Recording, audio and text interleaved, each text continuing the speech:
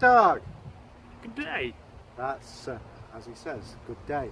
I'm Egil and this is... Bragi, son of Magnar. And today we're going to be talking about ordering kit through the post. Yeah, we're basically going to talk about buying kit and just give you some advice from when we bought kit. Things you've got to not do. Yeah, well, things you're not meant to do and things you should do. Well, I was brought to mind when we were in a certain reenactment society, no names, no pack drill. The boss man, who's down in Valhalla, would sell hooky kit that wasn't historically accurate, I mean. Yeah, well, that was probably back in the days when that happened a lot, you know. Yeah, but it's worth checking before you do anything. Now, we also have a parcel to open on this, so this is going to be an opening video as well, which is something we've never done before. And we're going to talk about buying kit from eBay and Amazon and traders. There's plenty of great traders out there, from Jelling Dragon, and I'm not sure about Druid. Is Druid still going? And you could also like Grunder, who's a manufacturer of coins. He's still going. This is more your territory. I've never even ordered a pizza off the internet. Yeah, so we'll talk about recent buys. Now, recently I bought a couple of items of eBay. I bought these trousers. It's a very nice herringbone pattern. Oh, crutch. Well, the crutch is a bit big. I don't know who wore these, but it must have been hung like a giant. So perhaps you want to talk about them, Egil, and the authenticity of them. Well, pass me your horn. I think I've got room for it here. Store apples for winter in this. One thing about trousers from the Viking age, they're either very full like this, yes, or like these, baggies, or they're very sort of slim fit. These seem to be about my type of fit. Yeah, they'll get in them. Have a nice draw cord. It's always useful. You don't want your trousers. I think it's nice how the fact they've actually sewn round the hole. That's a nice touch. A bit bid quality.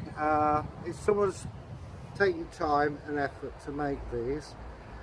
The colour is of a Carl, which is a freeborn man, and this has got, originally the colour itself would have come through onion skins in a copper bowl with onions, water. that's out loud. Yeah, onions, if you leave it in for a short time, this is the colour you get.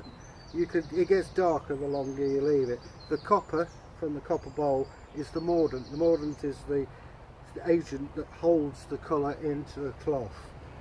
So a very nice pair of trousers. Any rank could wear these, from free man upwards, and I think a very good buy. Yeah, well, I'll talk about that. You take them back off me, take your horn back. But I mean, you know, it depends. These trousers I've had was made by a friend of mine, Lynn, and these are 20 odd years old. It does have a massive crutch there. That's got to be taken out, this section. It's got a fixation out there. We sewn back up smaller because it's too baggy, that one. Perhaps you could store apples for winter. Well, you could do. So anyway, as I was saying, these are 20 years old and they're as good as the day that I bought them. They're a very heavy woolen material. Again, that's acceptable. This is linen as well. The only trouble with linen is it creases so readily. It does, but then again, they didn't have irons in those days. Ah, they did. Well, did they? Oh, right. They were going smoothly something about kit. The irons were made out of, ironically, glass. Really? And they'd heat them up. Well, I mean, you're not talking your average Morphy Richards. Well, no. It's just, and it was higher status people who had them. But linen, yeah, that's a swine to So weave. I bought these off eBay, and when I bought these, I also got this under tunic. This is a very nice under tunic with it. And altogether, that cost me £36 with postage. Well, in reenactors' terms, that's cheap. It is cheap. It's a nice quality made. This colour would be for Othel's Bondi, but it does. I like the way it matches the trousers. Yeah, they do match nicely together. So that was the first thing I bought recently off eBay. Now these are second hand. Now when you do go on eBay, any sites like this, or more traditional these days, people tend to sell on forums on Facebook. You just got to make sure that what you're not buying is farby or is historically, get the word out, wrong. And there are lots of farby kit out there. What I would advise people doing, if you're getting started on this... Yeah, if you're in a group, go and send an email to the British Museum saying that you want to reproduce Viking kit or whatever period. That goes for any period. Go to the British Museum or the V&A, and they will, I'm sure, be able to advise you. And there's nobody on this planet who can argue with those two institutions. Oh no. We did tend to find that the classic case, I had people telling me, oh, you can't have black, you can't have black. Well, when I was a student digging in York, in the Viking layers at Jorvik, we dug up black herringbone. Oh yeah, you told me about this. The following week I was told you couldn't have a buckle riveted to a belt. Well, the week before I dug one up. Well, how are you supposed to have it on your belt attached to it if you didn't use a rivet? According to the Ladybird Book of Vikings, yeah, or the ABC. I'll just give you a quick another look at this before I put this one away. And I expect these are probably machine sewn and then hand finished. Yeah, I mean it doesn't really, as far as I'm concerned, it doesn't really matter too much. Yeah, I mean, how far do you go? Do you end up having if you've got the ability to hand soak it, and that's great. Yeah. If you're prepared to put the time in. But another thing about buying kits is that it's always better to buy second-hand kit, because a lot of the modern kit you'll see on eBay or Amazon, well, it's made out of polyester for a start, which isn't even a natural, there are limits. Material. Obviously, you don't want nylon in it, but no. I could mention the fire aspect. Even the lass who made these, she uses a machine, and hey, 20 years later, we've still got them.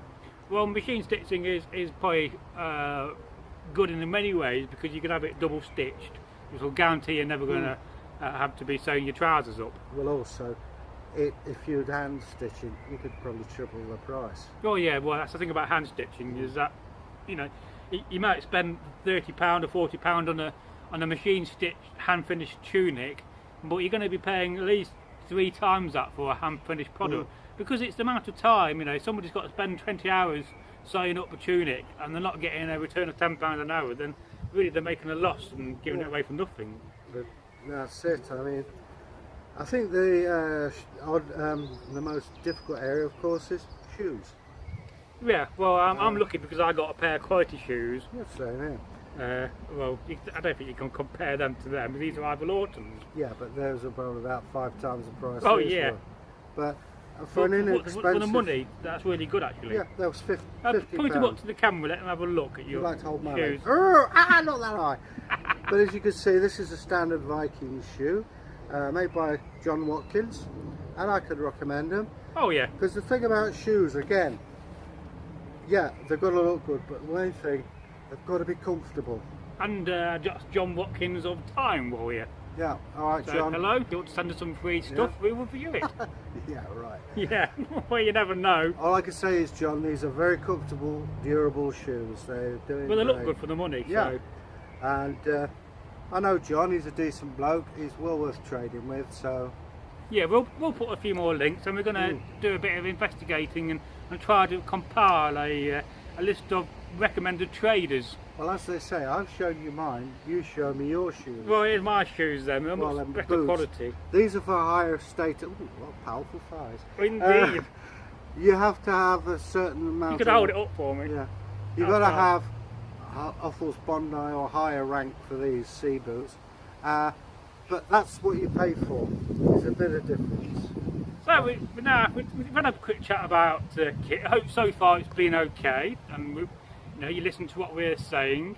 That's when you go. If you're part of a group, I think the main biggest thing is speak to a group. If you're part of a group, now if you're doing this as a solo adventure, or I would look to join a society. And there are many societies doing Dark Age reenactment from Australia to America to England, of course, where we live. Well, there is I don't know if it still is. There used to be the directories about the AFIC. Yeah. Of all the reenactment societies. There is still. That and the NARES, the National Association of Reenactment. In fact, you'll probably find your library's got it, or it'll be on the line. Ooh. Now, this week I got a parcel in the post. And it's some kit I've not opened yet, and I've had this over a week now, and this is where he hopes he hasn't got the inflato dolly. So yeah, well, you keep on about these things. I reckon you've ordered one yourself. I do, but that's another question. Woof woof. I think locally you should really have a blow at sheep. Well, it's funny she said that. She's named Now Barbara. I've already taken the label off, so you can't see my address.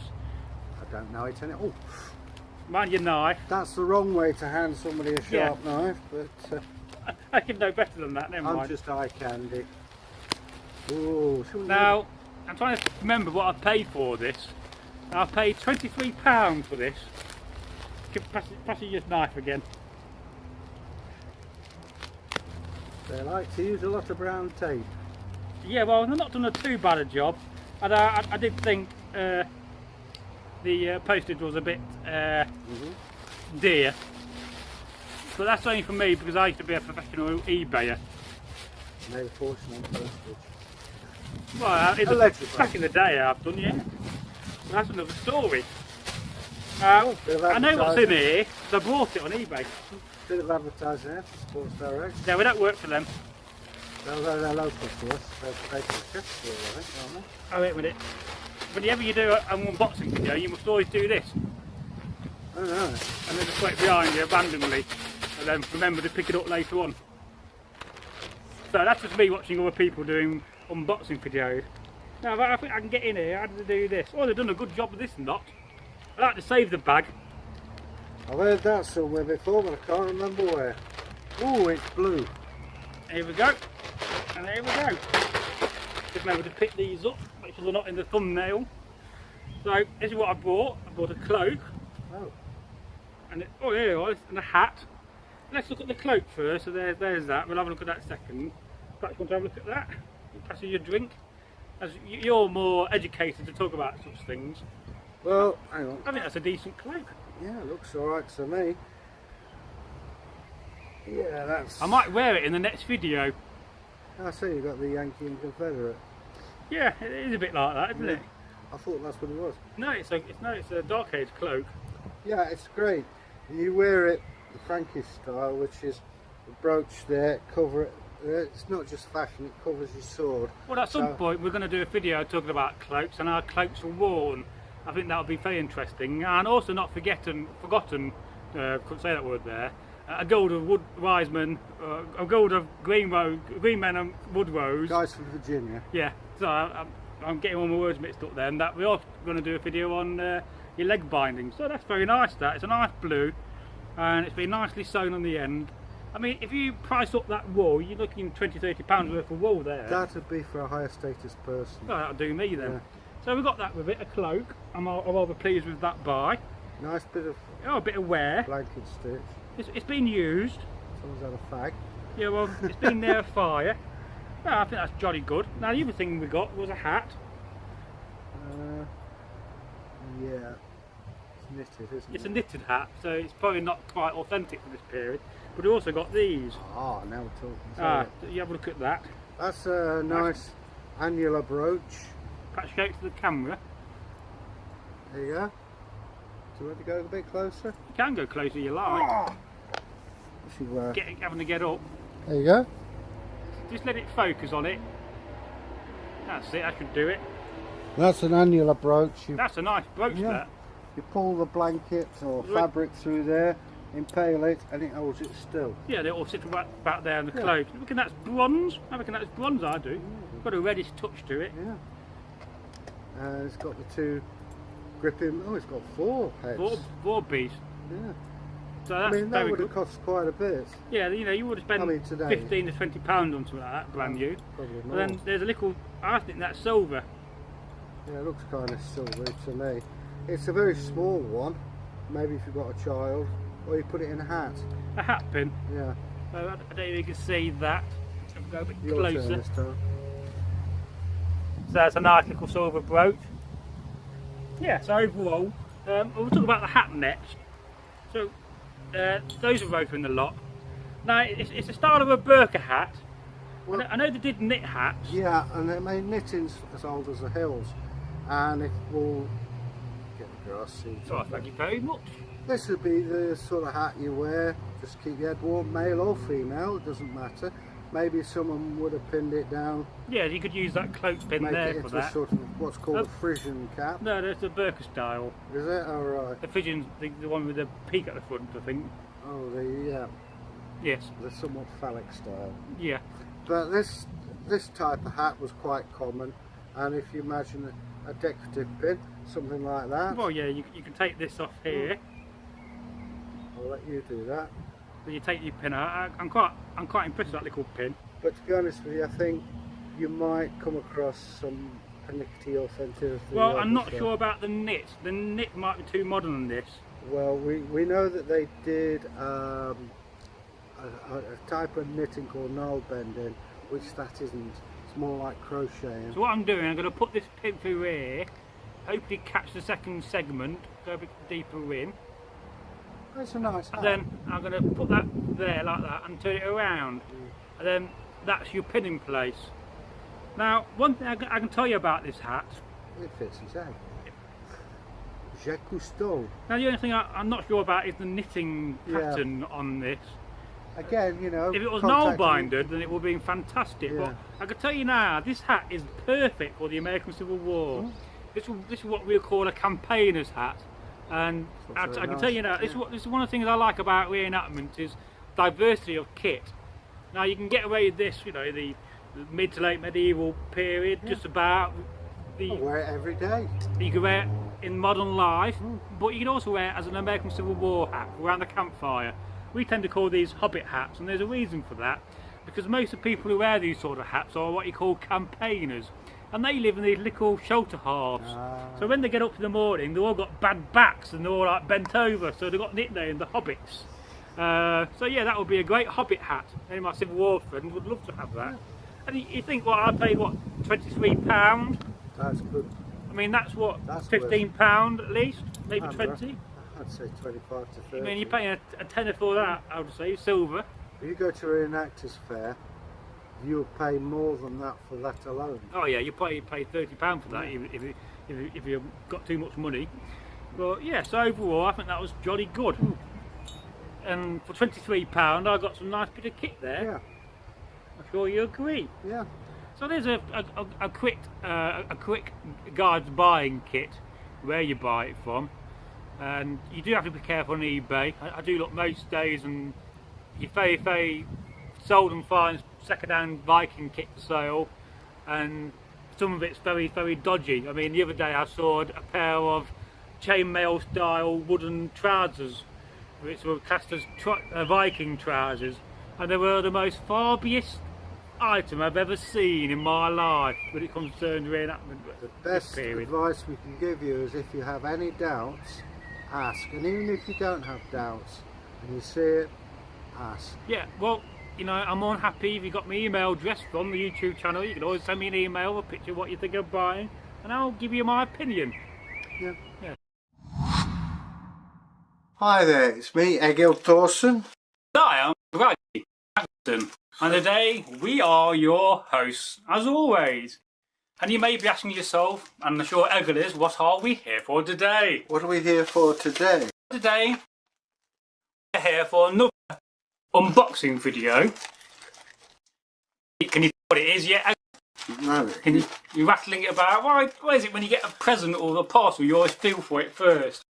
And it's also a little product review, and this will be a short video. So, want to unbox it, Egil? Okay. Hold it up so they can see it in front of the camera. Here we go. Address on this one. Right, I'll just get the point of the knife. So, this is very strong, or my knife is very blunt. Your knife is very blunt. It needs sharpening by me. Yeah. So just bear with us whilst Egil breaks in. I thought Egil here we go. Unwrap it this time. And cast off the outer casing. The original part as it came. Right. Back to a little bit more. That's for you. Yes. And inside. Well, yeah. Take that off. You don't want the card. No. Is that a bayonet? No. Is it? Oh, it's sellotaped in this quite well. Oh, I think I know what it is. Axe. The axe, but a specific certain type of axe. The shipbuilding. Well, this is a. Just make sure there's nothing else in it. No. I'll hold it up for you. Well, remember, we'll try to do take some photographs and perhaps do a B-roll at the end. That's for building ships. Well, to describe what it is, it's a T-shape axe first of all. There's the shaft. And we're going to demonstrate and make a shaft on video for this axe. It's rough plane in it. Yes. And then you shape it with a plane, which they had in the Viking times. So this is a 6-inch T-shape axe. Yeah. Got a slight in sharpening. If you hold it, I'll read out a little bit of information from it. But this is actually a copy of a find. Yeah. So this comes from the hoard, which is a Yorkshire hoard. And it's a late Anglo-Saxon. And it's been reconstructed to the original. And it will date from around about 950 to 1100 AD. And I bought this online. It was, I think, £19.99. She can't play the work. And doesn't need a handle. So in a future video, I'm going to demonstrate to select a bit of wood for a handle and how to make a handle for a tool like this. I have one of these in the collection. That's something people forget about. You know, or tools. Anything, any old stick will do, and of course it won't. And, you know, especially on an axe, it takes a lot of wallop. That's been made in Sheffield. You can see where he's had to fire it together. I can see a pattern. Yeah, use a bit more heat on that. I wear glasses normally. That's very nicely done. Yeah. It'll be interesting to see how, you know, doing to use as a working tool. Yeah. So it's going to be very interesting to see how long it lasts. You know, longevity. I think this will last a long while. You could perhaps do a video on its use. Well, that, you know, could be an idea. Yeah. This is more or less a video on what we think of the product. I think it's very nicely made, that. Yeah. No, I think it's pretty good. Especially for that price. I mean, normally you'd expect to say, what, 30 minimum for something like that. Yeah, even more so. I mean, got a nice feel to it. When you hoon the edge. I mean, it's pretty sharp now. But... I mean, this what also gets me is that we often think about axes, and we look at axes in the Dark Ages, and they're big and meaty, but they weren't fundamentally so. Metal was very scarce, and it's why this is so small. Well, people always assume axes are to do with fighting in the Viking Age and Saxon times. You're losing your... So I'll read that out.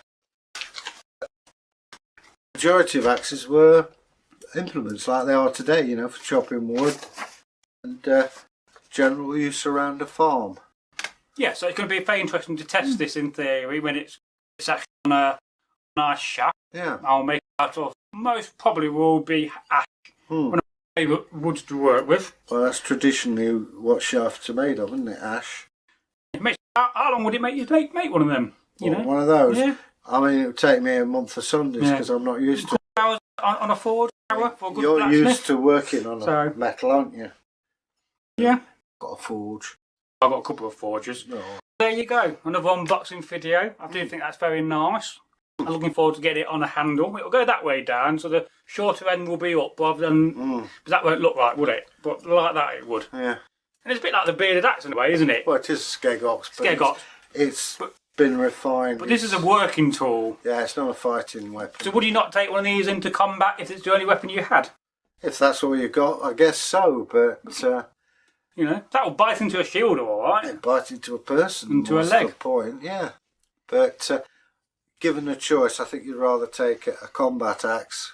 And you can find Day-Glad tools on Etsy and on eBay, I believe. And they also have a website. And they make handmade reproduction tools. I bought some back in the early 2000s from him. Still have. Very good. To be honest, I mean, it is what it is. A useful thing. Well done. So there you go. So we'll put a link on the description to their website, and if you do buy from them, say hello from Northworthy Sagas. I didn't tell them that I was going to do a review. I don't often. So, well, I mean, they're worth a mention. The tools. Oh yes, and we will be looking at buying other products and reviewing them as well in the future. So when you get to see this, another thing. So if you have any comments, any thoughts, any suggestions where we can look to buy things we can review, let us know. And hello, and good day, good dag, in the Viking tongue. I am your host, Bragi, the son of Magnusson. And yes, I am a Viking. And I am Egil. I too am a Viking. Indeed. And don't forget to subscribe, press the bell there. And as you know, or don't know, I'm a runcaster, storyteller, trader, an all-round good guy. Oh yes, they've been asking about you and runecasting on the comments, Egil. Oh, right. So there you go. Now today we are here to tell you together an old English folk tale, and it is called The Three Sillies. And yes, I have told a version of this tale, and you can see it in a card up there when I finally put it there. Egil looks. Oh yeah, up in the Oh bush. yeah, up in the bush. There's a card. Now, this is another story about three silly people. And a long time ago in the past, when the Saxons ruled England, there was a family. And there was a family of farmers. And they had some coin, they had some wealth. They had a very nice and beautiful longhouse, didn't they, Egil? They certainly did. And a very unusual thing about this longhouse is that it had a basement, which is not often found in archaeology. So there you go. Now, once upon a time, our family, they had a daughter, a dossier in Saxon, and their daughter was being courted by a young Saxon warrior who every night came round for supper, for their tea, around the hearth at the long table in the long house. And on this occasion he went, and they was having some food, and they was eating away. They had some meat, some nice fine feast that they was having, some bread too and cheese, and they was drinking some ale, as was the custom. You couldn't drink the water, could you, Egil? Certainly not unless you want to die. Oh yes. And well, they was drinking ale and they ran out, so the old farmer sent his daughter down to the cellar to go and look for some ale. Go and get some ale. Why me? It's always a just shut up and go and get some ale, alright? To fill the back of my hand. So she went down the cellar, down this wooden stairs, and in the corner was all these barrels of ale from all over England. But in the rafters she saw something that terrified her. Oh no, it's an axe. Oh, if that axe falls down in 20 years' time and I've got a kid. Oh! Yes, and she had this terrible thought about this axe, that if her and this young man who was courting her got married, and in many years later they had a son who one day walked down these stairs into this cellar for some ale or some other provisions, that the axe would fall down and smack him on the head and kill him. And by this she was terrified, wasn't she? Oh, I'm scared. Yeah. And she started crying. Ah! Very loudly. But then, after some time, the man of the house, well, you know, he was worried. Where's my daughter? So she sent the wife down to go and find out what's happening. What are you doing, love? And she explained when she was down there that, well, there's an axe in the ceiling, and if I have a child with this man in 20 years' time, the young man will be coming down, our son, and the axe will fall and they're dead. And she went on about this, didn't she? Ah, I've never thought of it like that, Meadow. Oh dear, it's making me cry. Oh yeah. And they was both terrified, and they was both crying at this sudden thought, a crazy thought to you and me. So after a while, the husband, the man of the house, he got impatient. Where is my ale? What's going off? What's up with you two crying like crazy? And the young Saxon warrior, well, he all stood there sitting in, well, he was sitting down actually, by the table, wondering too. So after a while, the farmer, the man of the house, he decided to go down into the cellar to have a look. Yeah. Well, what's up with you two making all that noise? And where's me beer? Yeah, and what did you see? He saw his wife and his daughter, his wife and dossier, in Saxon, down in the cellar, both bawling their eyes out, crying. Yeah. And then they explained what was going on. You know, the daughter explained. Oh no, I never thought of that before in my life. Well, you got to, Dad. That axe could fall any time. Oh no, oh, I feel so sad. So suddenly, the man of the house, he started crying, and all three of them were crying in the cellar. And after a while, the young Saxon warrior, he decided to go down and have a look. And he went down the cellar, down the wooden steps, Ooh, sad face. and he saw the three of them down there crying and said, "What on earth are you three doing crying down this cellar whilst I've been up there waiting for ale?" Well, the man of the house, he explained. He said, "Well, my daughter came down and she saw this axe and she thought that if you got married and they have a child and 20 years later that he'll be coming down here, the axe would fall out, land on his head and kill him. She's crying because of it, my wife's crying, and now I'm all upset." He's upset. Do some upset voices. Oh, And the young Saxon man, he said, "Well, in my whole life I have never met three silly people, and I refuse, totally refuse to marry your daughter until I have met three more sillier people than you three." And off he went in a bit of a huff back to his longhouse. And the following day he got a nice leather bag, he got some cheese and some bread and a decent pair of shoes, and he said, "I'm now going to go out to meet three more silly people," thinking that this was impossible. And after some time he's been walking and he came to a longhouse, but this was an unusual longhouse, for it had a turf roof, something we don't often see today. And outside the longhouse was an old man, and he was pushing a cow up a ladder. Come on, up you go, come on, come on. And our young Saxon man came up to him and said, "What on earth are you doing?" There's some good grass on that roof.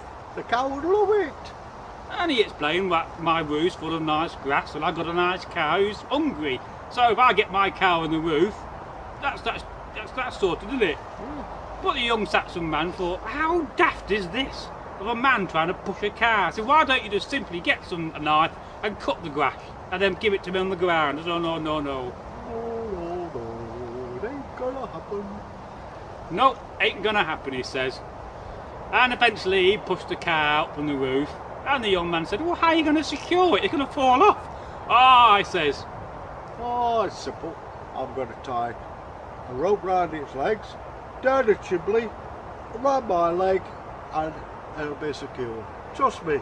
So this is what he did. He got a nice bit of rope, and he tied it to the cow's legs, and he shoved the rope down his chimney, and then he got inside his nice longhouse and he tied it to his legs and sat in the chair.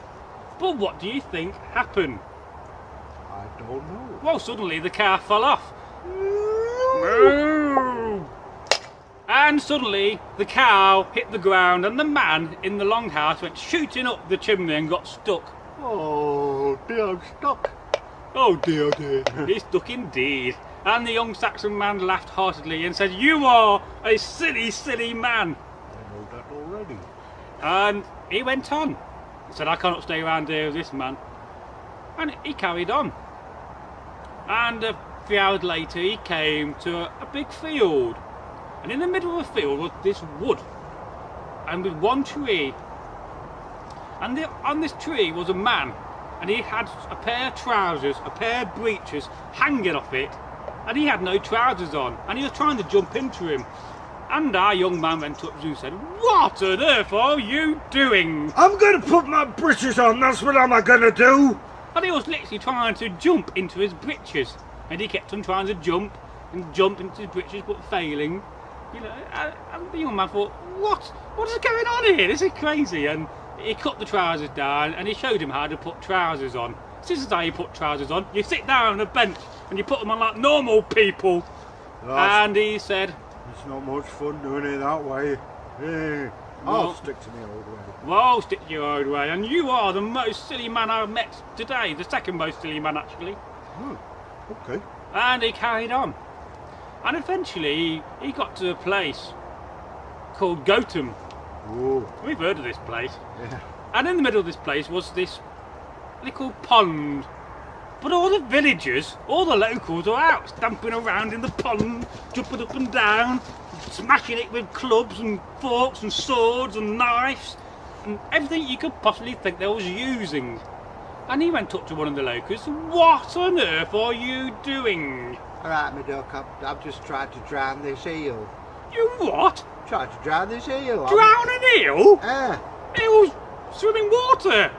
Oh, I wonder why that wasn't working. Still, we keep going. And you're still trying to drown the eel? Oh, even though I told you that they live in water and they can't drown? Well, you could be lying. Well, you people here are by far the most silliest people I've met today. I have heard that said before. Well, no doubt. Well known are they from Gotham for being silly. And he said, well, that's it. I met 3 silly people. I can now go home and marry this farmer's daughter. And this is what he did. He went home and he knocked on the longhouse. Come in. And, you know, came in. And he said, now, I have met 3 sillier people and I'll now marry your daughter. And this is what they did. Oh, right. And they got married and they had a long life. And as for a child, well, they had a child, and whether the axe fell in his head, I don't know. Perhaps they pulled it out. Perhaps I would have done. Yeah. Hello and good day, and it's great to see you back on the channel, Northworthy Sagas and Stories. I am, as forever, your host, Bragi, the son of Magnar. And yes, I am a Viking. I'm a warrior, I'm a poet, and a teller of folk tales. And I'm here with my very good Viking friend, Egil, warrior, trader, merchant, storyteller, runecaster. Oh yes, and we have to talk about rune casting one day. Oh yeah. So I'm sure there's many people never heard of it. But today you may be saying, well, what are you doing today, Bragi and Egil? Well, we're all standing outside of a nice bush, blackberry bush, and we thought, let's talk about foraging for a few minutes. How many of you, I wonder, when you were children, used to go scrumping, nicking apples off the trees? I know I did. Well, I did, yeah. Right on too far, you are camera. Now, why did people do it? Well, prior to farms and things like that, this is how you supplied. Now, Sue Bragg's got a spear. Maybe 1 in 10, maybe 1 in 3 hunts, you'd get something to eat. Meanwhile, the women and the children, which is still happening in parts of Africa today, would go foraging. They'd pick berries. In this case, we've got blackberries. Very nice. Apples. The apples in those days, of course, would be different from what we have today. Very small, about that size, and you eat the whole thing. Oh. You've got the usual brambles, as I say. You've got blackberries, you have raspberries, Gooseberries. gooseberries. You also got black currants Yes. and elderflower. Elderflower. Elderberries. Yeah. Because also, excuse me, you can make wine out of almost Yes, I'm anything. going to mention wine. And it's a useful thing to make because, not because they're alcoholic, it's because it's the only safe liquid to drink, really. Water and milk, forget it, unless you boil it or you make it into cheese. Otherwise you alter, you boil out any nastiness that's in it. But they had the added advantage, I've got a good bunch here. We have, yes. Is that they didn't have insecticide to spray on things. Now, there is a tradition in England about blackberries. You're right until about mid-September, early October, when it says the devil urinates on it. And if you eat one, it can look like this, late on in the period, you take it and it's a very nasty taste to it. Whereas this these are jolly good. Oh, So you're foraging, and it's not only just berries. Many things today we consider weeds, Horse chestnut. are considered a delicacy. Well, of course so. Many of them, I would like to try it. You've got to know your stuff before you do this. There's certain leaves of trees, certain plants are very tasty. Hawthorn leaves Yes. is known as bread and cheese in this country. You can use that. But you have to know your stuff to do it. Well, what's one of the most commonest things you can find and eat? A nettle. Of course. Now, there is, I was told, whether this is true or not, I don't know, that the Romans would plant nettles on the side of the road. Yes, I've heard this. So at the end of the day, they got fresh greens to eat. Is that an urban myth? I don't know, but you do find an awful lot of nettles. Well, you so do. It's quite possible. And they are tasty. Yeah. And you could also make very good string out of nettles. And Multi-use. for those of the smokers and ones, you can smoke it as Well, I well. suppose You so. dried it out. You make tea with it and all sorts. Yes, makes a nice tea, makes a nice soup.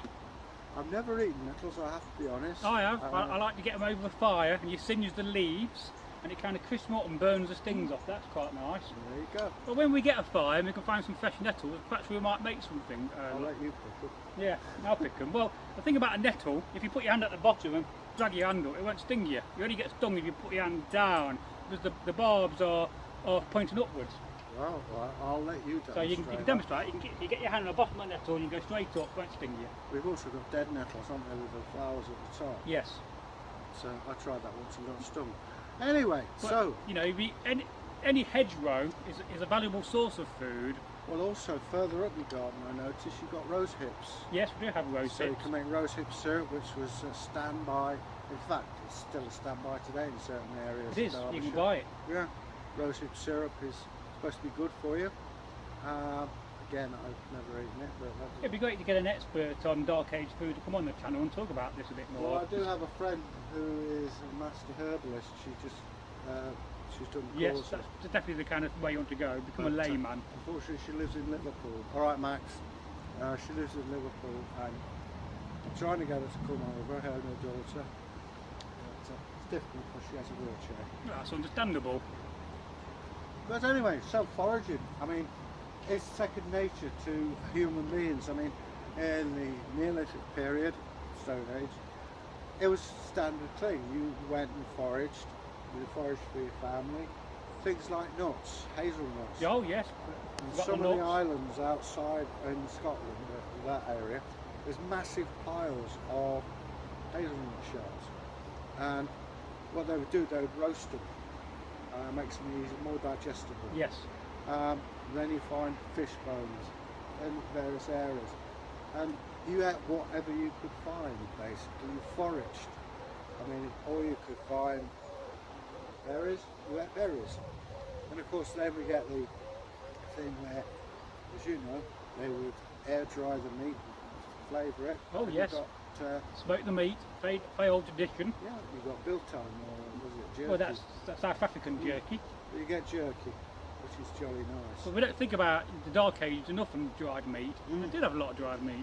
You would have hung it up in your long house, and the smoke from the fire would have cured it. Well, the Native Americans do it as well, don't They do, yes. Um, But I think it's very common throughout the world in old culture. Yeah, I think it works. You can keep the meat indefinitely as long as you keep it dry. And this is sometimes the way I reenact. I'll go to a reenactment for the bare minimum stuff, and I'll just eat from the hedgerows, and I'll go and collect berries. I can go and collect enough food to make a stew. I can, with a friend, go and catch rabbits. We'll do that, and you can have a nice rabbit stew. At certain times of the year, Poor old bunny. We've got apples, haven't we? Well, yes. Now we do have hazel trees down the garden, so perhaps later on in the year we can, when it's more autumny, we can talk about that. But this is just a impromptu last-minute idea video. Whilst we was eating some nice blackberries, we thought, well, we could talk about this on camera. This is often the way content is made. So I do hope you thoroughly enjoyed this short video. And hello, and welcome back to the channel. I am Bragi, the Viking. And I'm Egil Thorson, warrior, trader, runecaster, and of course storyteller. And what you got there? This is a cauldron, but also known as a kettle. And today our folk tale is from those wise men of Gotham. A very funny tale indeed, and a jocular tale, and revolves around a man and a wife, a husband and wife. You know, if we ever go to Gotham, we're going to have to go in disguise, mate. Look, we're going as Vikings. I've promised already the channel we're doing a village tour. Yeah. Now, many seasons and summers ago, in the medieval times, in the village of Gotham, there lived a man, and he was married, and he had a small farmstead just outside of the village, and he had a little bit of coin, but he wasn't a wealthy man. And one day, when his wife was going on at him, his wife, about buying a cauldron, I think you have to buy a kettle. We need one. Come on, wake up, you fool. I'm talking to you. Come on. And so the man, the husband of the house, kept on being nagged at by his wife. Isn't it about time you got the turnips in? Get a kettle. You can't boil food without a kettle, you fool. They needed a new kettle, for their old kettle was very rusty and was leaking, and no matter what they tried, they could not repair it. So, on a Saturday, on the day of market day, in the town of Nottingham, the man, the farmer, decided he was going to walk to market. I'm going to walk to market, my dear. Well, you better hurry up, otherwise it's going to get dark. Get a kettle! Indeed, he must not forget to go and buy a kettle. And he walked all day. In fact, he walked all morning and he was complaining about his feet aching. Oh, my feet, they feel so hard. He had some very poor shoes. I got some very poor shoes. And when he reached the market, well, being a man, what did he do? He decided to go and not buy a kettle straight away, but go to the mead hall. And this is what he did. A horn of mead, please. Thank you. Oh, this is nice. Oh, indeed, and he loved the mead. And the mead was cheap that day. And then he remembered something, that what he had to do. Why, great Godin, I've got to buy a kettle, otherwise she's going to nag me. Oh dear, if he didn't buy a kettle, he would be in trouble. In fact, we could even say he would be in the doghouse. Oh, yes. Oh, you don't want to be in the doghouse, do you? I'd rather be with the dog than the wife, if I'm being honest. Well, fair enough. Woof, down you fool. And he went round the market, and he talked to a few storeholders until he found this very old storeholder. He was a bit of a skinflint with a big white beard. And they haggled over a cauldron like this. It's a very good cauldron. It costs you 30 pennies. I'm not paying 30 pennies. Oh, you must. Oh, I'd better get something. I'll tell you what, I give you 15. 15, my life. I've got to earn a living. All right, we compromise. Beer and shoe. 20. Okay, here you go. 20. That's a very expensive kettle. Come on. Indeed. And the man, he started carrying the kettle.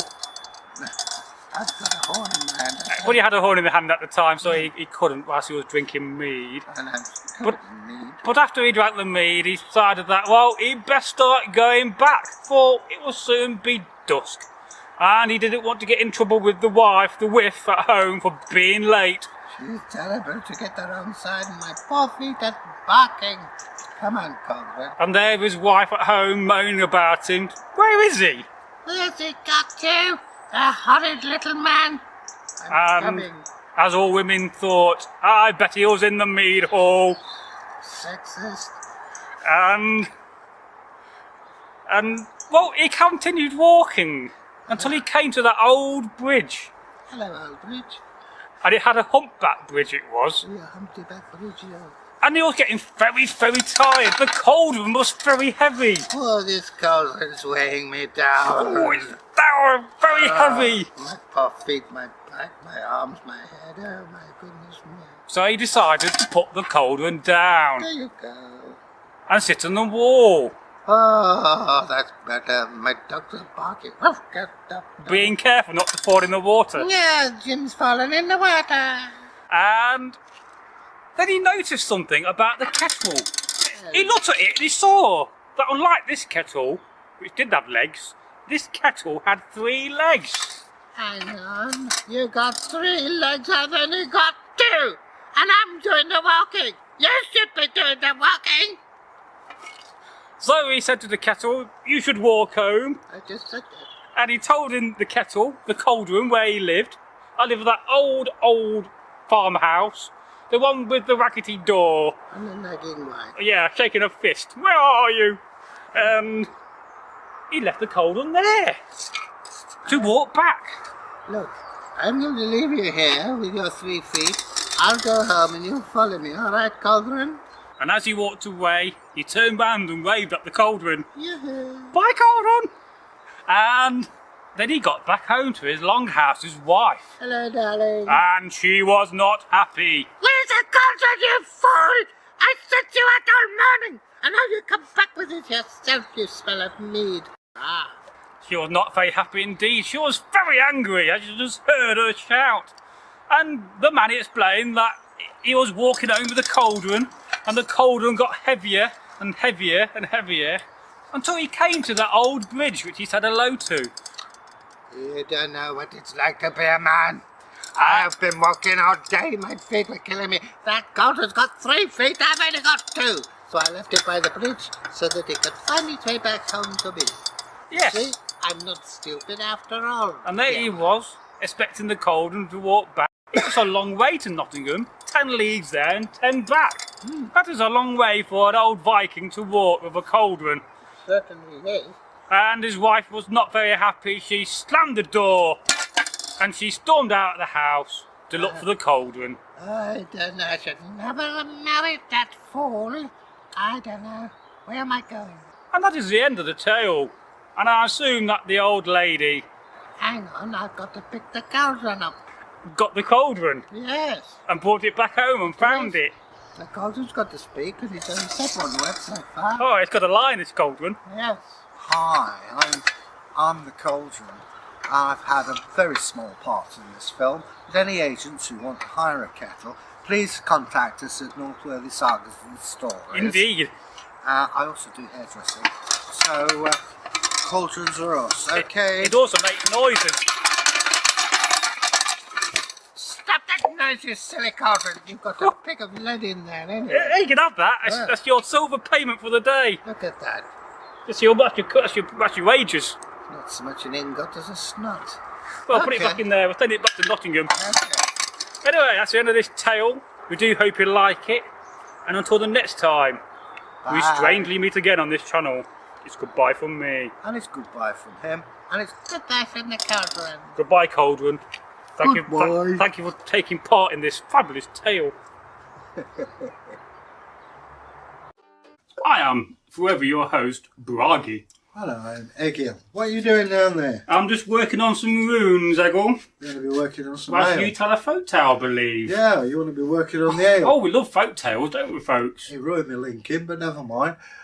Today I'm going to tell you a story from Denmark and dedicated to our pal Chahita, Oh, yes. Hello, Cheetah. and it's the Ale of Trolls.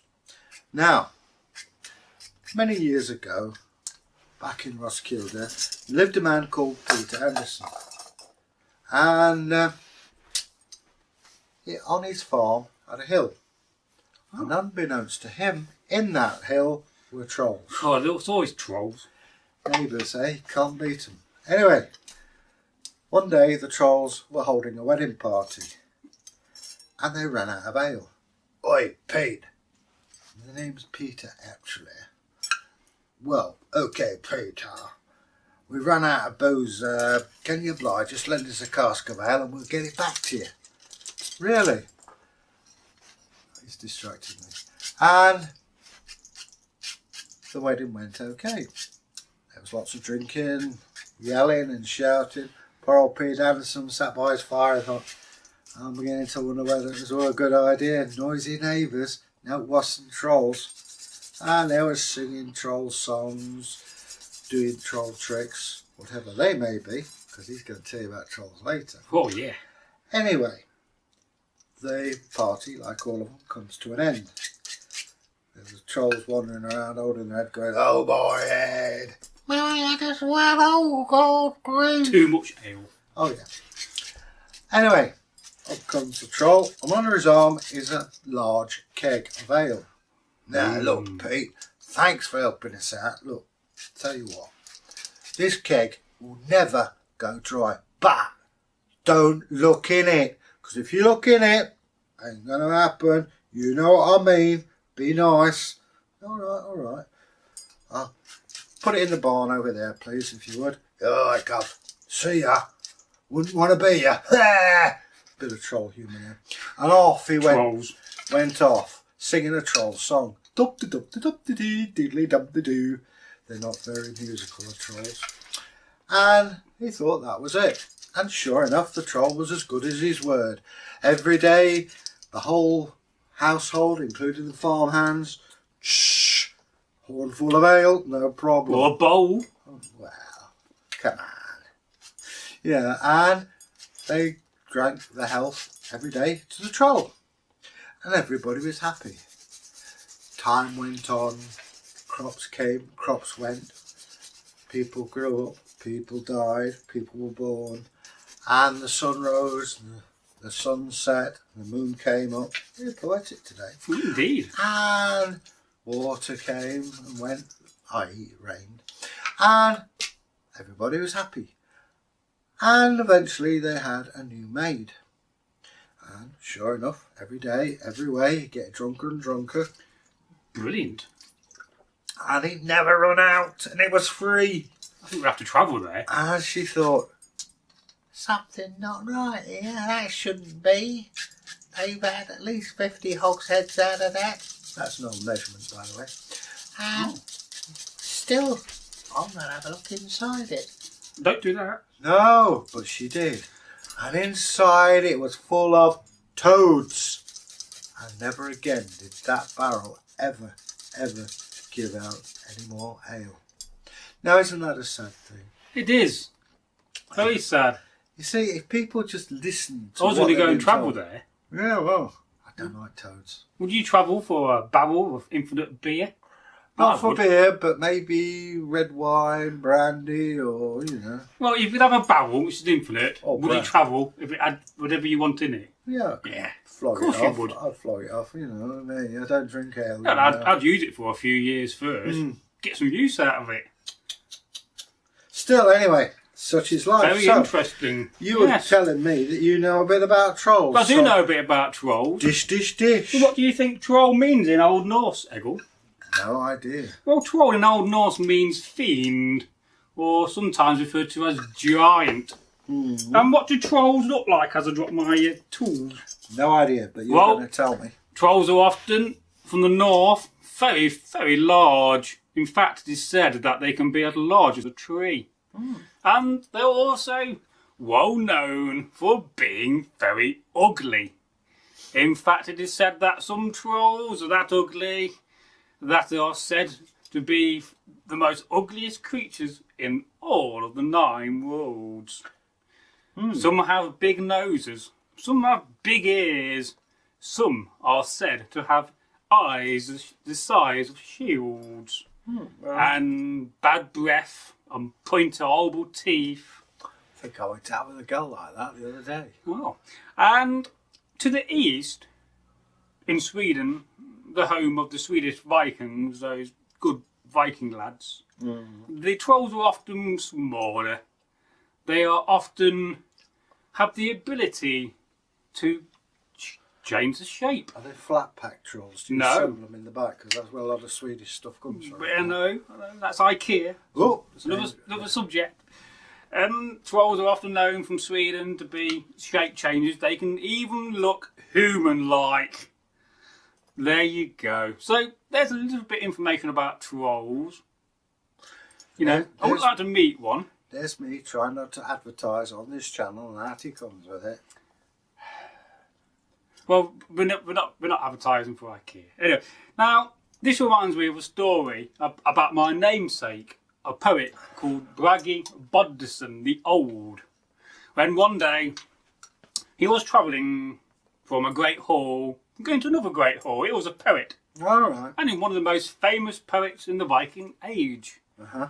And one day he was in his cart, driving along, and he went down a road, as you often do. Well, it's best if you've got a cart to go Yes, down the road. well, you wouldn't go country, would you? You know, not a 4x4. Now, not been invented yet. Now, there he was, and he met a troll, and he had like a lyrical battle with this troll, and then ended up kind of beating the troll in the lyrical battle. It was a she-troll, actually. All right. It's a famous encounter in the sagas, that. So there you go. Now, if you have enjoyed this video, what should you do, Egil? Well, hashtag Folktales. folktales. Oh, yes. And leave a comment. Yeah, also press the old subscription bell in the usual way. and we'll get back to you. And Yes, these are just some. I think this is a 14th piece set. all right. Early runes. Ah, good dag, good day, in the Viking tongue, and I'm your host, Bragi, son of Magnar. And I'm Egil Thorson, another warrior, runecaster, storyteller. Indeed, and a very good storyteller, Egil. Thank you. We find your folk tales to be most amusing. That's a posh way of saying laughs out loud, you know. Yeah, right. Now, you may be saying, what are we here for today? What are we here for today? Well, this is the Viking Vlog, episode 25. Well, I've heard said this before, but who'd have thought it? Who'd have thought we'd get this far, you know, in a vlog series, Yeah. 25 vlogs. Yeah, You know, I think that's well done. well And, done. of course, on the road now to 50 vlogs. So, Oh, yeah. you know, we may get that done by the end of the year, we'll see. You know, we don't put a vlog out every week. They're kind of a special thing now for you guys. Yeah. So, now you may be saying what we're here for today. And yes, as you can see, put your shield up, Egil. We're here for some combat. Well, let's just do the host updates. What have you been up to in the last week? Well, I've had mouse trouble again. Yeah. I put the peanut butter on the traps. Nothing yet, but we live in hope. I guess the folk who watch these vlogs now are really getting into this old mouse saga of yours. It's Mouse Creek, baby. Mouse Creek. I think we met. I think they may have been annihilated, but I'll keep the traps down for another 3 weeks. Apart from that, not a lot Have really. you been anywhere? Travelled anywhere? Only round town, round Derby itself. Have you been out for a beer recently? No, I can't afford it, mate. I'm going out for a beer this Wednesday. Oh. Tomorrow. Hey! How's the other half live, eh? Yeah, of course, by the time they see this, that would have been and gone. Yep, somebody with a motorbike. It's those motorbikes, it's those animals and creatures from Loki. Oh, right. It's called the Roaring Bird. Oh, Right. Triumph. But that, Triumph. A Triumph Royale. That reminds me of the Bible, that does. Oh, right. About King Solomon's mine. Did you know there's a motorbike in the Bible? No. And King Solomon said that there'll be a triumph throughout the land. All right. There you go, there's a motorbike in the Bible. Well, Jesus had one because he said, "Get behind me, Satan." Oh, right. There you go. Run! Anyway, apologies to our Christian friends. Yes, well, we know we're very welcoming to Christians, equally as pagans or non-believers. It don't matter. Can't You know, lie. you could worship the god of jam, as far as I'm concerned. Ah, Is there a god of jam? Strawberry Strawberry. I like that. and blackcurrant. So you may be asking, what have I been doing in the last week? What have you been doing in the last week? Lots of tidying up. I'm continuing to do this tidying up. Hiding my kit. Yes, I've been sorting out Egil's kit. I've actually sorted your belt out. He has, look. So Woo! I think Oh, we are can't going to make see a it. video on the Viking belt of Egil Thorson. All right. Because you've had that belt a long time, haven't you? Oh, must be going on 20 years or more. It's my grandpa's belt originally, Groovy. which he wore in the First World War. Yeah. Wow, it's got some history to that belt. The belt is dated 1896. Yes. And Where's the date on it? I didn't see that. It may have worn off. Probably worn off. It was stamped in with the War Office stamp as well. But I think that's what Grandpa wore when he I was could in, probably recreate that for you on the belt. in if you the want Army Service Corps, 1914, 1980. And that's another example of where you can find kit. You know, you can Yeah. go to a charity shop, find an old looking second-hand bolt, then convert that bolt for a Viking bolt. And there you go. I must admit, had I realised it was a First World War belt, I wouldn't have converted it. But Well, it fair had enough. it had no buckle on it. Oh, fair enough. I mean, it's just a bit of leather, you know. Yeah. If it had like somebody's name on it, then you probably wouldn't have touched it, would you? If it was... Well, what if and maybes. So So we're here today. We're going to do some combat Viking training. This is a bit like I do it in the old days. But before we start, we're going to demonstrate by me putting some kit on, because we often see ourselves doing the combat and we're all dressed up like Egil. Turn yourself around, let the camera see you. He's got a helmet, look, so you know, pretty safe. Ouch! there you go. Not a bad helmet, that. So you hold my sword, or if you can. So the first thing I'm going to demonstrate putting on It's a reverse striptease, folks. is the Gambison. Have I got to strap you into that? No, because I'm not going to wear it. I'm just going to put it on, demonstrate putting it on. Oh, right, okay. So I'll put one of these. I've had this shields many down. years. It's actually made by a man called Cormac O'Neill. Oh, I've heard of him. It's very rare if you can get stuff from Cormac. because I think he got too many orders and struggled to meet the orders and kind of got into bother over it. But he used to make and manufacture great items. Oh, that was Let's pretty... show you the inside of. This is a really really nice handmade jerkin, leather gambeson I mean. Yeah. So I got distracted by my leather bag there. Yeah. Well, it's a protection, isn't it, when you're Yes. wearing mail? So if I was going to wear some mail, I'd have one of these on.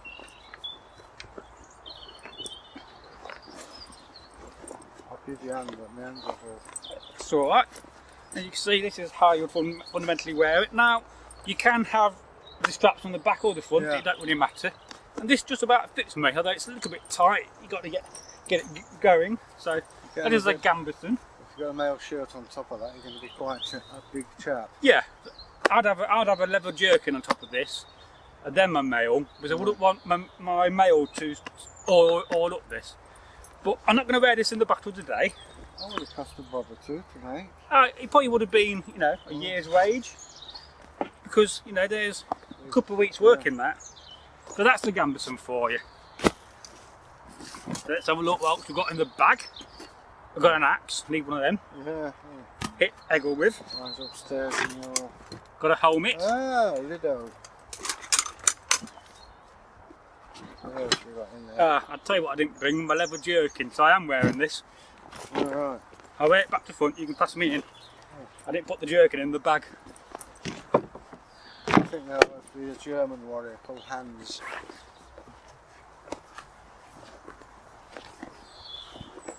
So you're going to fasten me in. Yeah. I'll pull my sleeves down. You always get your sleeves up. Okay, don't flex. So there you go. It's just a little bit tight on the neck, this one. It just bites slightly. But when you're in the middle of a combat, the last thing you're worried about is what's biting around your neck, isn't it, Egil? Depends if you're fighting a vampire. Perhaps you could go sideways, you could What see you them. tell me when you're doing things like that? Oh, you know, we're all professionals, Egil. Are we? Alright. I suppose technically we are. There we go, that's one there. There we go, Two there's more that. to do. Are you able to move in that? Yes, I can move in that. You'll find out in a minute. Oh, I knew that. One more. Yeah, of course the difficulty when getting one of these is it's very hard to get out of it yourself. Yeah. Do you definitely want a female to get you out of one of these? Whoa, what a sexist, eh? Or a man servant, Alright. you know. Squire. But you can see why they had servants, can't Yeah. you, back in the day? Because there you are, there's the Earl, you know. I'm like an Earl, let's say. You're not going to do it yourself, are you? Yeah, alright. Next thing. The sword. So, Well, this one, you know. Is that going to be big enough for you to go yeah, out it will be. But I'm going to put some arm guards on first. Now, there's a debate whether they had these, ain't there, Egil? Yeah, I think they did actually. Because if you think early Vikings had iron ones, Well, they're the Varangian type. yeah, so why not have leather ones? Normally when I wear these, I'll have a longer tunic, which they'll bite into a bit more. So we'll see how these go. But definitely when you're doing a lot of combat, you will get hit in your lower arm, and that will save your arms from getting badly bruised. Unless you're rough, tough like me. Whoa. Well, Egil's born tough. No sense in their feeling. That's for you. Alright. I'll put that down there. 'Cause I'm not doing all The next thing we'll put on is the bolt. the belt of doom. What a nice day. It is a nice day. Talk about the weather. It's a beautiful cloud. Well, there's a few clouds, but we're in like an arboretum. Behind the camera is a magnolia tree. It's very nice. Which every time we walk by it bangs you on the head. It does. There We did that is- deliberately for you, Egil. Well, there is a reason. I mean, this guy does American Civil War and he's a Union man. And that tree's obviously Confederate. Yeah. No, if it were Confederate, it will smell worse. Well, you see me, I've always been British. Up the Union. Yeah, Union Canal. Union forever. Okay, And I got a little scram. scram it. Just a second one. That's... There you There we go. go, there's that. So I've got my scram here What ready. do you want to do?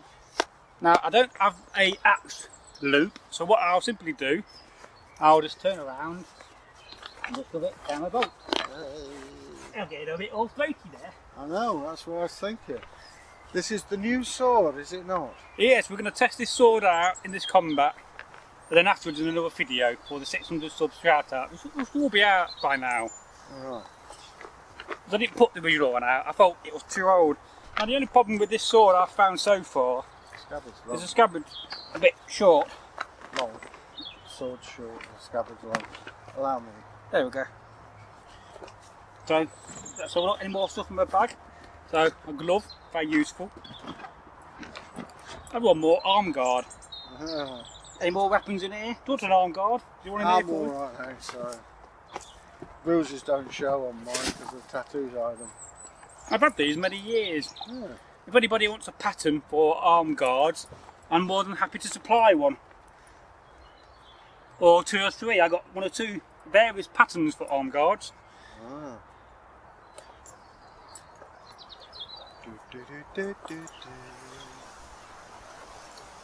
You can see why the Vikings at Stamford Bridge must have been a little bit surprised when the Saxons came up suddenly. Yeah. And there they were all sitting around relaxing in the sun without their kit on. There must have been a bit of a panic. Well, it also shows they're a bit amateurish because you send out guards so that you can warn of any oncoming danger. I wouldn't like to be at the front guard, but they got butchered, didn't they? Yeah, well, they gave their lives. They did give their lives. Might live. That guy with the spear in the bridge. There we go. So the last thing, take my hat off and plonk my helmet on. I've not really fought with this helmet before. This is a helmet of TK Thorco's. I had to go with that, and it's a bit awkward, mate. I have to be honest. The trouble with spectacle helmets, as you can see, he's blinded himself already, is air. When you're fighting, you need as much air as you can get. You need a bit of padding in this. Oh, right. So I'm just putting some padding in, look, to make it sit on my head a bit better. A bit of adaptation. It's a bit awkward with these flaps, and it's a bit awkward when you've got longer hair. You tie it back. Not quite long enough to tie back, there we go. We'll have a headband.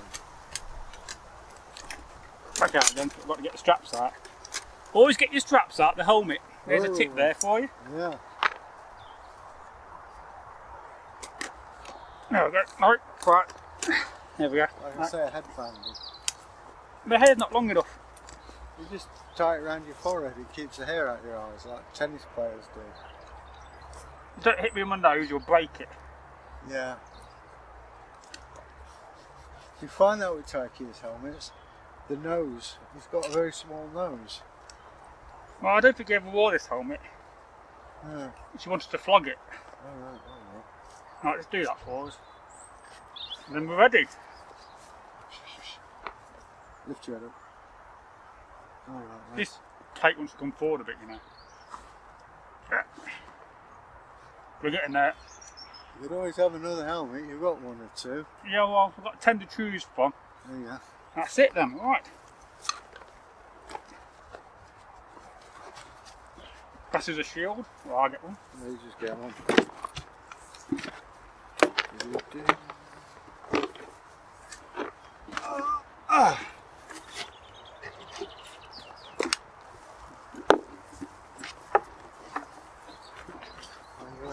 So, do a bit of warm up. Tell you what I'll do, I'll hold the shield and you whack it with the new sword. So I feel it.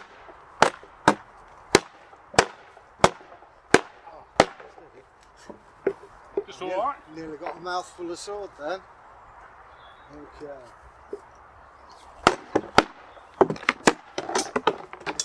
Yeah, I think you got me then. Yep.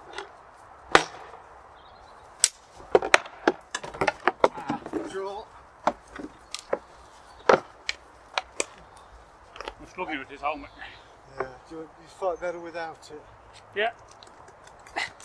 Some days the helmets are just too awkward. Do you want me to take mine off? No, you I'll get make it yours on. even. Ah.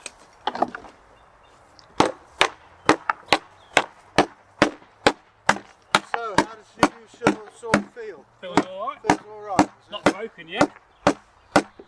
template. I was looking at the camera there. I know, that's why I stabbed you. Oh, I see that. You look at the camera and he stabs me. And again. No. And again. Just try to stay here, not move far. Yeah, we are actually standing static because we're out of camera shot otherwise. So normally you move around a bit more, don't you? That's why you should never have it up like that. Yeah. It's the technique. Yeah, but it does mean that I can get in at you. Yeah, but I can block you. The idea is...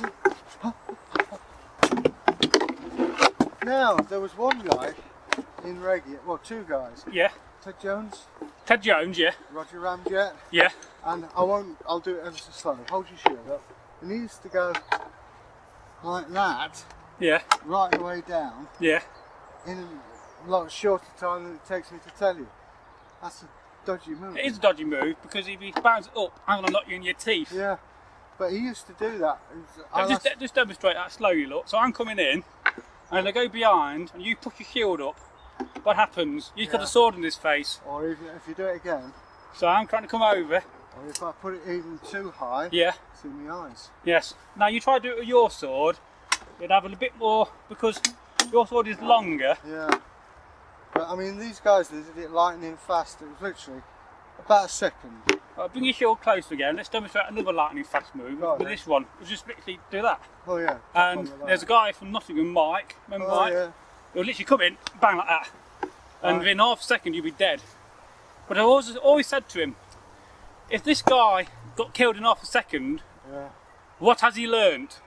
That's the thing. He's learnt nothing. Oh, He's learnt how to die quickly. what it is, let's face it, is a lot with reenactment. It's ego. There's a lot of egos in So way look at movement. me, aren't I great, rather than this is how you fight properly. But that's a load of politics I don't want to go into. No. I think we've all got a little grief. And the idea is try to keep your shield close to your body. But it's also a weapon. We don't often think about it being a weapon. But if I do that, I'm wide open there, and you can come in my back. This is why you never leave yourself too open. Yeah. Well, it's easier, if you just demonstrate, is if I do that. Yeah. Because I've still got the shield up, and it's a matter of who's got the most force Now, behind if them. you're, let's just do pushing again. If you're pushing each other, never have your shield up too high. You'll push it into your face again. Yeah. Bad for your teeth. But also, if we do this again, we're both open, Yeah. like that. So, Now you may be saying to yourself, why do I bring my shield a lot? It's intimidation. yeah. So let the enemy know that I'm there. It's a technique that the modern police force use.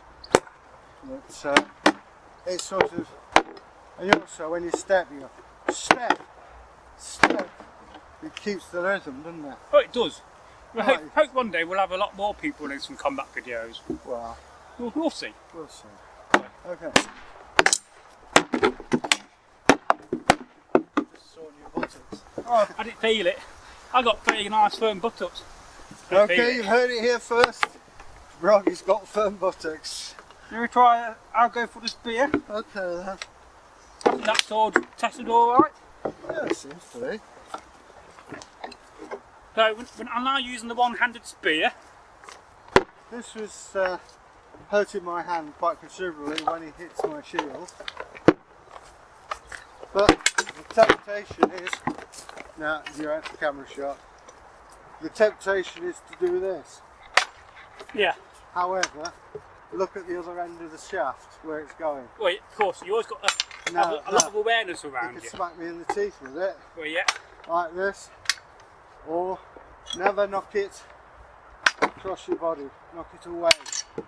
And one thing that's always important when you use a spear is that always have your back end higher Yeah. and elevated, and never have your spear when you're fighting like this, because that is a very, very bad thing to do.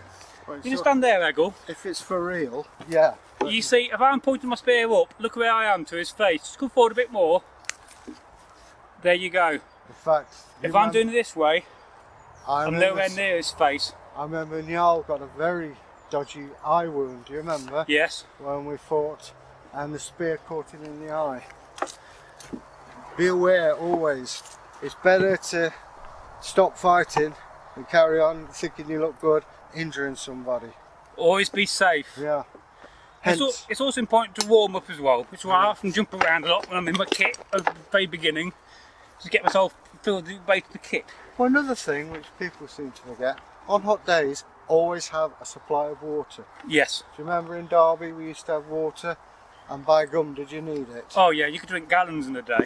I mean, this is one thing. Yeah, I mean, we're just tip-tapping around, this is not a proper fight. And I'm pretty dry at the moment, but not seriously. But if you're in a shield wall and you're doing a demonstration on a hot day, you get really, really dry. Now, if you're doing the 19th century period reenactment, the one thing everybody must have is a canteen of water. Yeah, If you do not have a canteen of water, they will not let you on the battlefield. yeah, Not only in the later periods that water's there to stop you from getting burnt from your gunpowder going out your bowels, that can happen, but also because you are going to get dehydrated. well, I should imagine gunpowder does make you dry. So let's end this video with you fighting trying the new sword, Okay, and I'll grab my old sword. I think that's quite nice. I'll, hang on, I'll put it on there. Just use yours, if you don't mind. Yeah, alright. So Egil's going to try out the new sword, and it's an armour class sword, and it's quite a short blade, about 66 centimetres. I've noticed it before. Yes. After using, Good weight on this one. yeah, it's a bit heavier mine, isn't it? Yeah, well, it's a nice weight on it. I like that. Yeah, that one was made when I went to Hollywood. Oh, you got me then. Yeah, Got me on the scram. then the scrum. Okay. Ah, oh, that's me dead. Yeah, straight across the chest. It is quite a bit. Let's just see the length. So let's hold it up to camera, compare the length.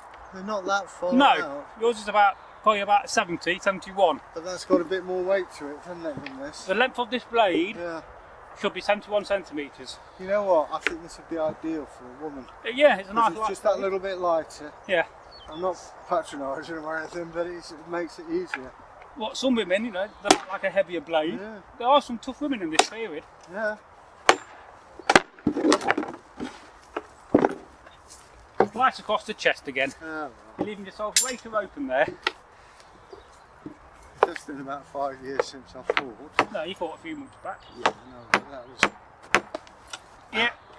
Got me first. Well done. Yeah. Of course, I didn't realise you get much advantage here. Yeah, you slowed right down as well with that jacket.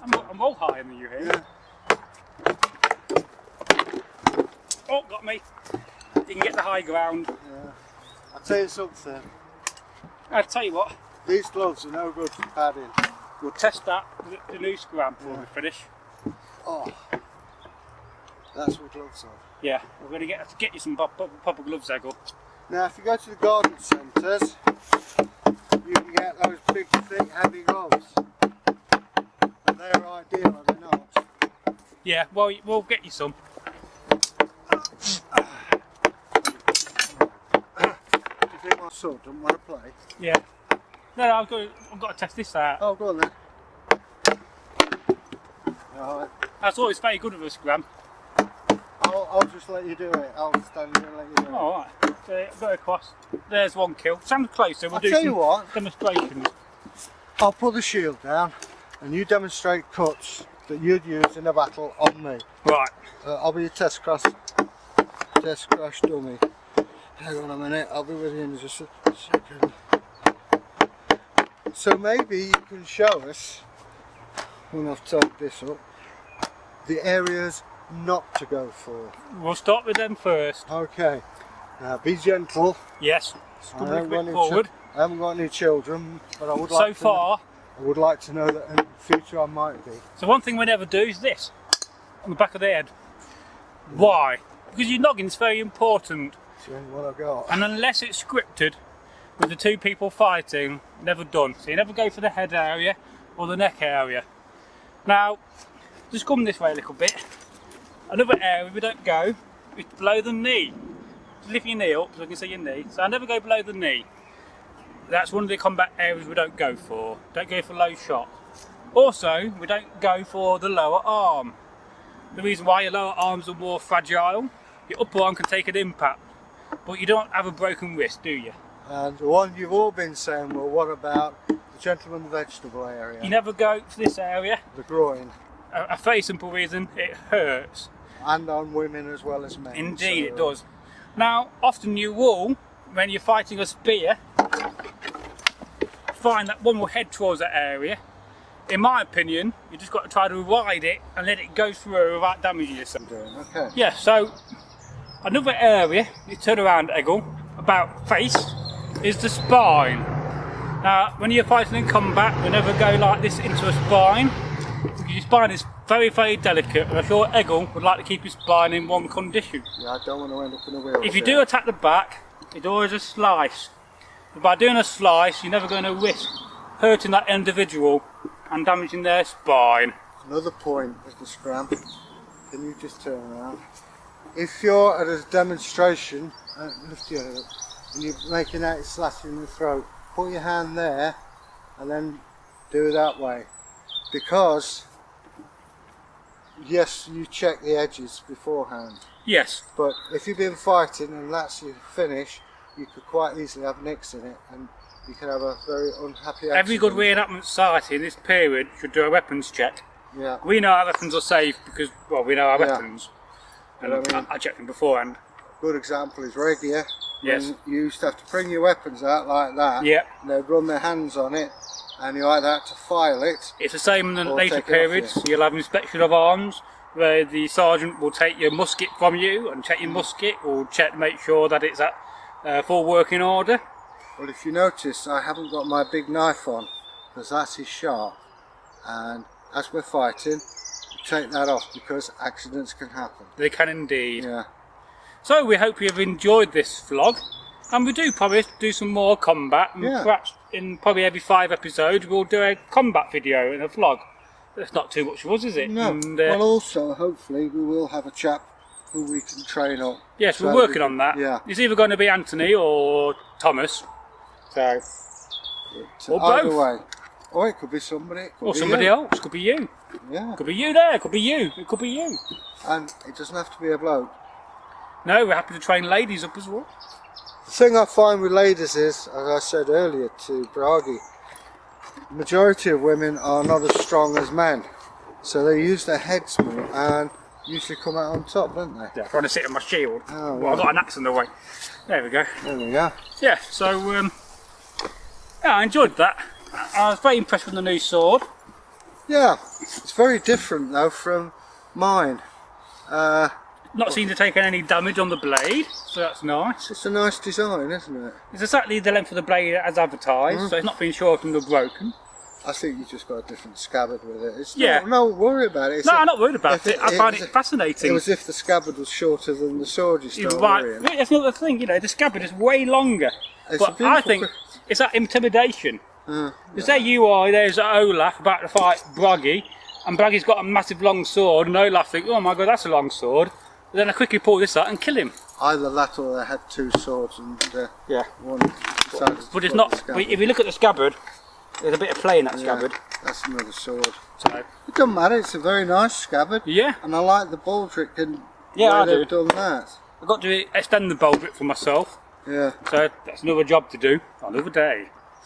So, until we meet again, what should they do, Egil? If Yeah. they're new to the channel, subscribe. The old bell in the corner. Yes, yeah. click the bell.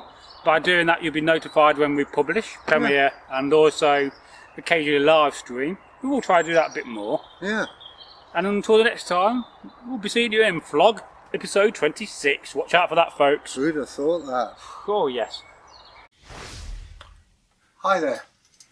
I'm Egil Thorson, warrior, runecaster, storyteller, and my good pal here. Ah, Bragi, and good dag, good day in the Viking tongue. So, what are we talking about today then? Well, today on this very short little history video, we're here to talk about the Viking kirtle. And we're going to talk about it from poor to posh. Okay. Well, first of all, the Vikings called these skelta. This is where you get skirt and shirt from. Yes. Now, obviously, like today, you could tell if someone is wealthy by the clothes they're wearing. Indeed. But this was enforceable by law. And a slave or a carl, a free man, would have a basic, to hold it up there, a basic I'm going to include skirter. pictures at some point, either here or at the end of the You video. can see there's an absence of any finery on it, and it's a basic dun earth colour. Yeah, this is a basic linen material. And certain colours had to be worn by certain classes of people. Then we come up next to me, which is a Bondi, Othel's Bondi, which is the first generation aristocracy. Yeah, I know it's hard to believe. Yes. But they wore more bolder colours like this, green, blues and even white. But it's a very bold colour. Yeah. Definitely see you coming. And also I've got on some tablet weave on the skirt of this here. And, you know, people know that I've arrived. However, we go over to the very rich, which is me. Bragi. Hello. I do like that. It is very nice. And this is embroidered. I will be including some photographs. So this is more your higher end. I mean, who will be wearing a tunic like this or a skirt like this? It could be someone like me at the feast as a special occasion, like a best suit. Or you could have someone like a Jarl who wears that every day. And it's saying, I'm in charge. Look at my clothing. Yes. That's before he even get to his... I mean, I've got jewellery silk on and here, stuff. so Yeah. that's even more posher. He's also got an underskirt or undershirt, as have I. Yes. It stops the old wool rubbing against the skin. And it's definitely essential to have an underskirt as well. Unless you're a poor person, and of course, thing people forget to do, I mean, this goes past Bragi's knees. There's probably about 15 to 20 miles of thread in that, and it has to be made. People forget, they just nip to the shop, buy whatever Well, it of course is. so. We go to some quick shop. This then has to be spun. It's then dyed using vegetable dyes, and in his case it would be quite fancy colours. It then has to be woven, and we're talking a long time, so there's a lot of labour involved in this, and in mine, and in fact in the poor person's. But where does the silk come from? Because you're not going to find that locally, are you? It would come from the Far East. It does grow wild out on the steppes of Russia, but the trouble is, to weave it properly into material you have to have a round thread.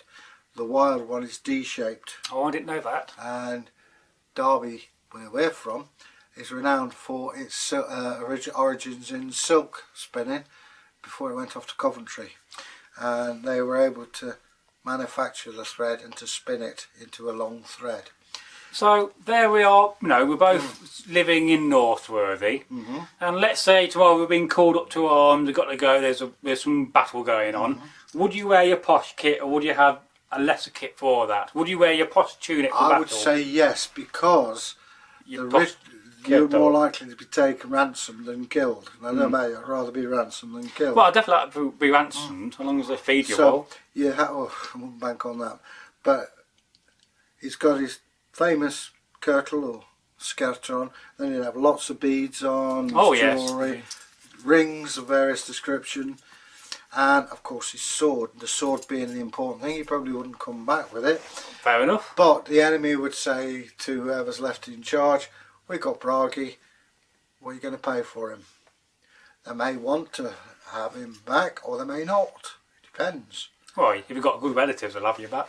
Well, it depends. I mean, if you're in high power... Well, of course, if you've got a brother who's in higher power, or a member of your family, or uncle who wants to take charge, they're not going to have you back, are they? In fact, they may even pay Pay. your enemy to keep you. Or kill you, even. Hence King Richard I. Well, of course, that's Yeah. an infamous case of that. But that was later on. But as you can see, it's bling. It's look at me, I'm wealthy, don't kill me. So there we are. We're on the streets of Northworthy, or Derby, when it came Vikings. Would the average person be wearing the clothes we wear? The average peasant in the street would probably wear what I showed you first off. Very And plain. maybe this, but this would be for parties, and maybe the man in charge. The woman in charge would also have, his wife would say, have a longer version with different jewellery. But this would be sort of like, I'm in charge, and the average worker would have just a plain smock on, like that. Right, well, I think that's very good. Now, I think we'll just kind of round the video up at the end, and we're just going to talk about the images we're going to show. So, you can hear our voice, but you'll see the images. So the first image I'm going to take a picture of is Egil's kirtle. So there you see his red kirtle. And then I'll take an image of his tablet weave for you. You'll see that next. This is so that I can remind myself to take the photographs. Bit of gold thread in there as yes, well. Yes, it is. And did they have gold thread like that? Yeah, so that's well, commonly used.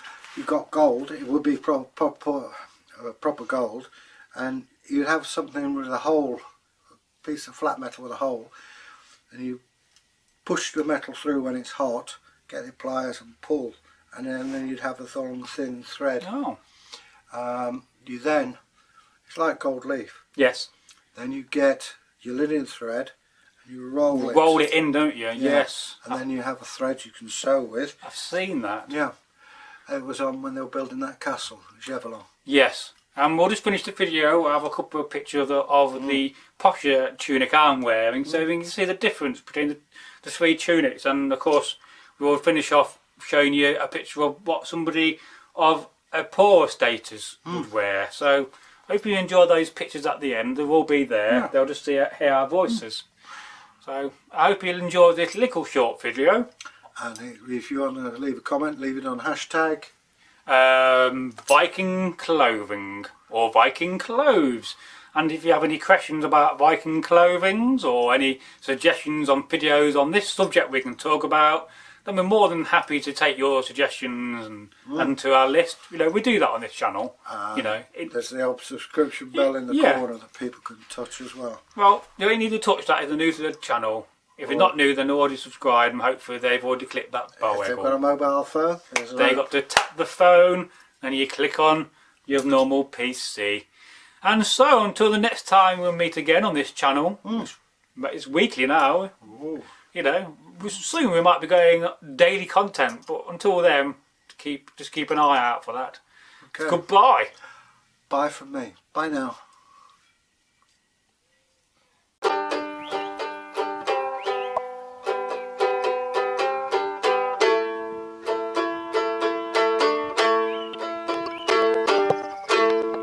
Hello folks, it's me, Bragi. I'm a storyteller, as you know, and I'm out here with Egil. Now, the other day I was sitting outside my old longhouse, big wooden structure, and Egil came up to me and he said, you know, how are you, he said. Yeah. I said, how are you? I was polishing my helmet at the time as it got a bit rusty, and he said, you know, you've been up to much recently. I said, yes, I've just been out in the field the other day, and I said, I saw the most strangest of creatures. Was it a werewolf? No, I don't know, it may have been a werewolf, I don't know, but it was very much dog-like. And that kind of reminded me of an old Danish folk tale called The Werewolf of Boligard. I'd like to hear that. Would you? Yeah. Oh, you're quite lucky I'm here. What are the chances of that?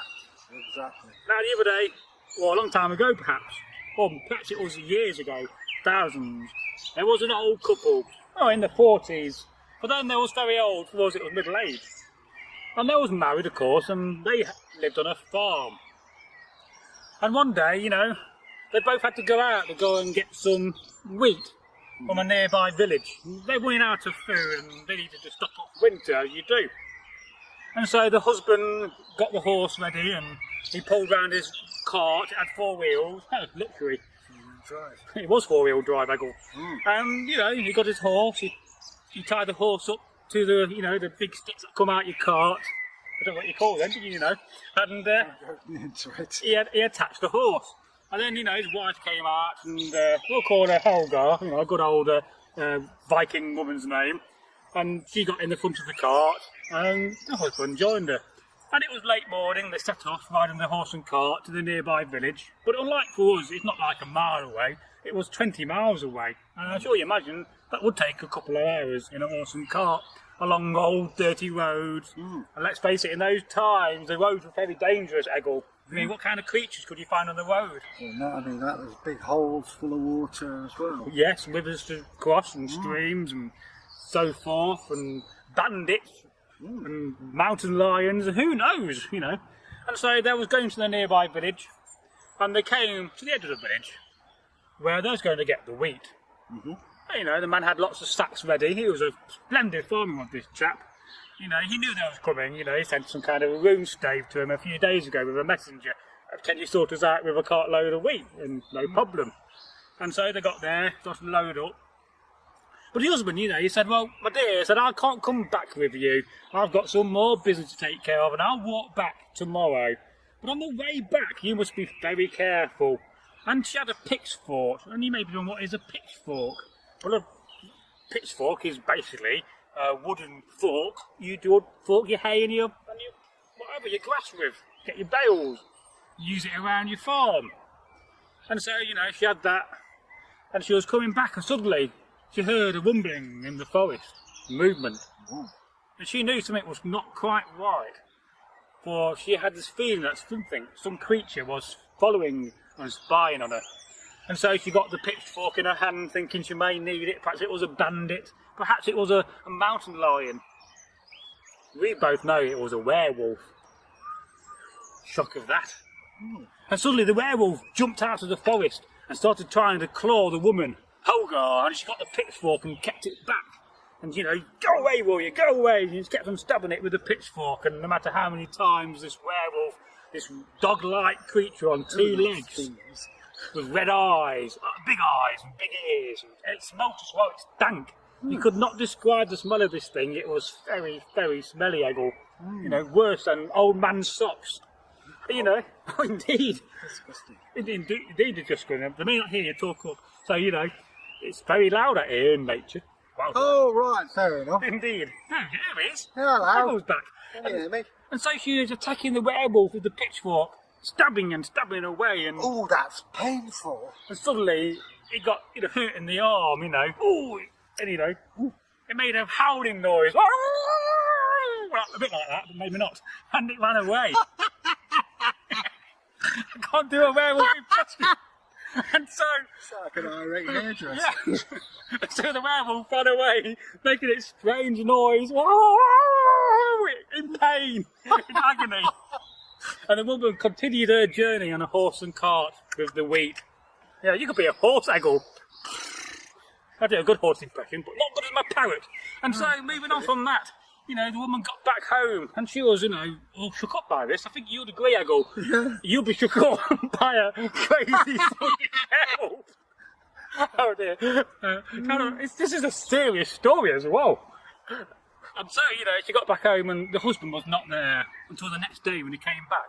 But he came back with a bad arm, right, and a limp.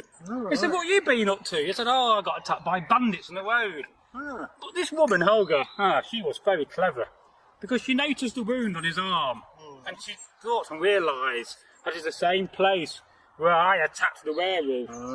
And so suddenly she realised that she was indeed married to a mad, howling werewolf. And, well, she got some of the local men to chase him away, and some say that he was killed and never came back. Some say that he disappeared to go and haunt some other old lady. Who knows? I think he opened a hairdressing salon in Bournemouth. Yes, what would you call it? You know, werewolf cuts for you. Yeah. No, we're howling mad here. Oh, my hair was bad, but it's all right now. And all those funny werewolf stories. Well, yes, there you go. The story of the werewolf of Bodyguard. Is it true? Who knows? Now, two things you needed to do is, first of all, to go and like this video. Well, leave a comment. Actually, you've got to do three things. After all, good things happen in threes. But above all, to go and share this video. By sharing this video, you'll help defeat a long ship of Vikings. Hey, goodbye. Bye.